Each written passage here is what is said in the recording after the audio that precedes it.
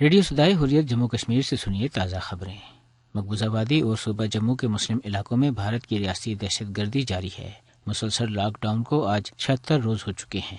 کاروباری مراکز، دفاتر، تعلیمی ادارے اور عدالتیں سب بند ہیں، جبکہ ٹرانسپورٹ سڑکوں سے غائب ہے۔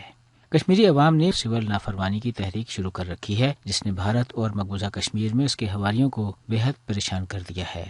ایمنسٹی انٹرنیشنل نے کہا ہے کہ مقبوضہ کشمیر میں بھارت کا فوجی محاصرہ جاری ہے۔ گرفتار کیے گئے افراد کے اہل خانہ اور وکلاء کو ان تک رسائی نہیں دی جاتی، جو کہ منصفانہ ٹرائل کے حقوق کی سخت خلاف ورزی ہے۔ مقبوضہ کشمیر کی صورتحال پر برطانوی رکن پارلیمنٹ کیٹ گرین نے برطانوی کاؤنٹی ٹریفورڈ کے عوام کی جانب سے ایوان میں ایک قرارداد پیش کی ہے، جس میں کہا گیا ہے کہ برطانوی عوام کو مقبوضہ کشمیر کی بدترین صورتحال پر گہری تشویش ہے اور وہ چاہتے ہیں کہ مسئلہ کشمیر کا حل نکالا جائے۔ نیو یارک میں پاکستان کی سابق مندوب ملیحہ لودھی کی سیکرٹری جنرل اقوام متحدہ سے الوداعی ملاقات۔ انہوں نے انطونیو گوترس کو مقبوضہ کشمیر کی صورتحال کے بارے میں آگاہ کیا۔ پاکستانی وزیر خارجہ شاہ محمود قریشی نے کہا ہے کہ بھارت چاہتا ہے کہ پاکستان اپنے اندرونی مسائل میں الجھ کر کشمیر کو بھول جائے، لیکن پاکستان کے عوام کو پتہ ہے کہ ملک اور کشمیریوں کی ضروریات کیا ہیں۔ بھارت کا جمہوری چہرہ اور انسانی حقوق کا ریکارڈ اب دنیا کے سامنے بے نقاب ہو چکا ہے۔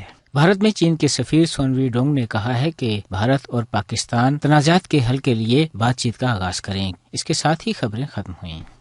فسطائی مودی اور بی جے پی نے 5 اگست کو مقبوضہ کشمیر کی خصوصی حیثیت ختم کر کے 80 لاکھ کشمیریوں کو محصور کر رکھا ہے، لیکن کشمیری عوام نے اس ظالمانہ اقدام کو قبول نہیں کیا۔ اس حوالے سے مسلم خواتین مرکز کے وائس چیئرمین اور حریت کانفرنس آزاد کشمیر شاخ کے رہنما راجہ خادم حسین کیا کہتے ہیں، آئیے سنتے ہیں۔ جموں کشمیر کے عوام اپنے عزم، اپنے حوصلے اور اپنے مضبوط ارادوں سے پوری دنیا کو کہہ رہے ہیں کہ ہندوستان کا جبر نہ تو ان کے عزم اور حوصلے کو توڑ سکا اور نہ ہی ان کے جذبہ حریت کو سرد کر سکا۔ ہندوستان کے مظالم کی حد یہ ہے کہ اب ہندوستان کے اندر رہنے والے لوگ جو انسانیت اور انسانی حقوق سے محبت رکھتے ہیں، ہندوستان کی سیاکاریوں کے بارے میں اب لکھ رہے ہیں اور اپنی ہی حکومت سے کہہ رہے ہیں کہ کشمیر میں جو کچھ ہو رہا ہے وہ ٹھیک نہیں ہو رہا، جو کچھ ہو رہا ہے وہ بزور طاقت ہو رہا ہے، لوگوں کی مرضی اور منشا کے خلاف ہو رہا ہے۔ ہندوستان کی سول سوسائٹی